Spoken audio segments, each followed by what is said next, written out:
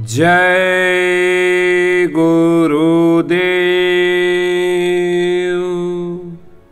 एक बार परम पूज्य स्वामी जी महाराज ने सत्संग सुनाते हुए कहा, मेरी इतनी बात मान लो कि बुरा काम मत करो, अच्छा काम करो। समय खराब है, फूंक फूंक कर कदम रखो। भजन जरूर करना है, यही असली काम है। नामदान के समय शिष्य के कर्मों का लेखा जोखा काल के खाते से निकलकर सतगुरु के पास पहुंच जाता है और उसका काल से संबंध टूट जाता है। अब शिष्य के संचित कर्म उसे खींचकर रचना में नहीं ला सकते।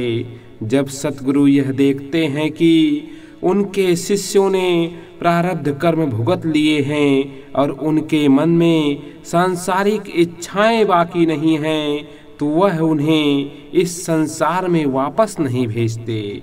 सतगुरु उन्हें किसी ऐसे मंडल में भेज देते हैं जिससे उनके संचित कर्मों का प्रभाव खत्म हो जाता है और वह निज घर की ओर अपनी यात्रा में बढ़ते जाते हैं। जीवन अनमोल है, जो श्वास निकल गई वापस लौट कर नहीं आएगी। गुरु तुम्हारे अंदर बैठा है और बराबर देख रहा है, लेकिन तुम्हारा ध्यान ऊपर की तरफ न होकर नीचे इंद्रियों की तरफ है। जटिल कर्म कर्जों को चुकाए बिना रास्ता साफ नहीं होगा और ना प्रकाश दिखाई पड़ेगा और ना ही शब्द सुनाई देगा। प्रेम और विरह के साथ दो आंसू गिराकर भजन पर बैठो तो फूलझड़ी की तरह कर्म झड़ने लगेंगे। उसके बाद भजन में विकास तेजी से होगा। यह सुबह का वक्त है, बड़ा अच्छा मुहूर्त है। ऐसे सुबह के वक्त में थोड़ा सा आलस छोड़कर स्फूर्ति से मन लगाकर भजन ध्यान में बैठोगे तो घाट पर दया अवश्य होती है। यदि सुस्ती है तो सुस्ती में, आलस में नहीं। आलस में रहोगे तो नींद आएगी, फिर मन तुम्हारा एक जगह नहीं रुकेगा, इधर उधर भाग जाएगा। जब इधर उधर चला जाएगा तो भजन नहीं होगा। जब स्फूर्ति में बैठोगे उठोगे, सुबह का वक्त है, यह ऐसा वक्त है कि इसमें शोरगुल नहीं होता है। शांत एकांत जंगल जैसा, उस समय पर कोई आवाज नहीं आती तो आपका मन रुकेगा। आपको चाहिए कि आप सुबह उठकर मैदान चले जाएं, वहाँ से फारिग होकर स्नान कोई जरूरी नहीं है, फिर भजन पर बैठ जाएं। मन में घटक नहीं रहेगी तो नींद आएगी। जब तक घटका नहीं रहता है तभी आलस रहता है और घटक रहती है तो चुस्ती रहती है। यह भय लगा रहता है कि मालिक देख रहा है। यह शरीर भजन के लिए ही मिला है और यही आदेश भी है कि भजन कर लो, तो हमें सोच समझ कर भजन कर लेना है। घर के झगड़े झंझट में मत पड़ो। हमने आपके गांव-गांव में दौरा इसलिए किया है कि जगह जगह सत्संग में बहुत लोग आएंगे और नामदान लोगों को मिलेगा। नामदान लेकर जब वापस जाएंगे तो सबको पता रहेगा कि कौन कौन गया था। सत्संग में जितने भी लोग आते हैं वो नामदान लेकर जाएंगे। तो आप क्या करो, गांव के लोग एक जगह एक दिन एक समय पर इकट्ठे हो जाओ और ध्यान भजन सुमिरन करना शुरू कर दो। वही भजन केंद्र बन जाएगा। नियम से सब लोग आने जाने लगेंगे। जब यह करने लगोगे तो धीरे धीरे आदत पड़ जाएगी। किसी भी चीज के लिए स्वभाव पड़ना चाहिए, आदत पड़नी चाहिए। अभी तक आपकी आदत भजन करने की नहीं पड़ी। जब गांव में बैठने लगोगे तो आदत पड़ जाएगी। आपकी सूरत की जो आँख है वह खराब हो गई है, उस पर पर्दे पड़ गए हैं। कौन से पर्दे? जो आपके कर्मों के हैं। दोनों आँखों के सामने अंतःकरण है। कर्मों का पर्दा वहीं जमा होता है तो उस पर मैल जमा हो गया है। अब हम बैठकर कुछ करते हैं तो सुस्ती रहती है, बैठे हैं तो सामने देखना चाहिए। आप वह करते नहीं हो और ऐसे ही उठ जाते हो।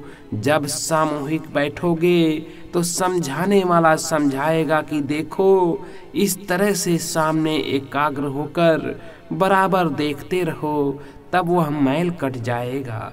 यह स्थापना अभी की है, बड़े जोर शोर से भजन करने का काम शुरू होगा। गांव गांव में भजन बड़ा जरूरी है, क्योंकि आप इसलिए ही तो आए हो। तो सच्चा भजन सच्चे रास्ते का होना चाहिए। यह उस तरह का भजन नहीं है जो आपने बाहर कुछ बजा लिया, गा लिया। यह अंदर का भजन है जो शुरू हो गया तो फिर बंद नहीं होता। तब आप जीवन के उसी आनंद सुख की घड़ियों में अपने देश, अपने घर चले जाओगे। वह ऐसी आवाज है, वह शब्द है, आपको बुला रहा है।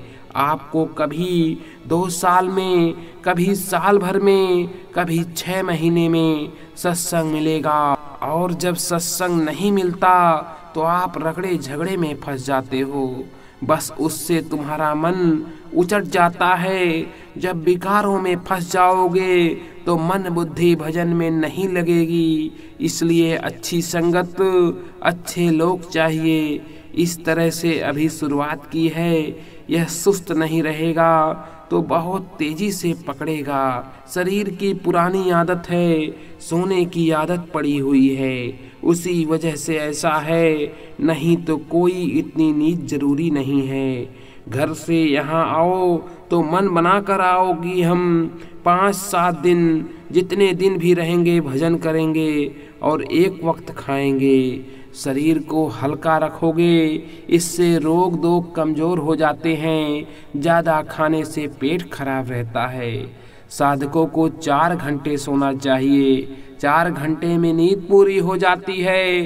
जिनकी साधना बनने लगती है, अनुभव होने लगते हैं, उनके लिए 2 घंटे का समय ही पर्याप्त है। अब मैं कुछ भविष्यवाणियां भी सुनाऊंगा। एक समय आ रहा है कि पूरब से पश्चिम और उत्तर से दक्षिण तक दुनिया में जितने भी देश हैं, सभी जगह पर आग लग जाएगी। लाश पर लाश सड़ी पड़ेगी। यह तुम्हारे कर्मों के फलस्वरूप होगा। मुस्लिम राष्ट्रों में भारी कलह होगा। मुसलमान आपस में लड़ जाएंगे। मुसलमानों की जनसंख्या दुनिया में सभी जातियों से कम हो जाएगी। अमेरिका और चीन में झगड़ा होगा। रूस एवं चीन में भी मनमुटाव होगा। चीन अमेरिका पर बम गिराएगा।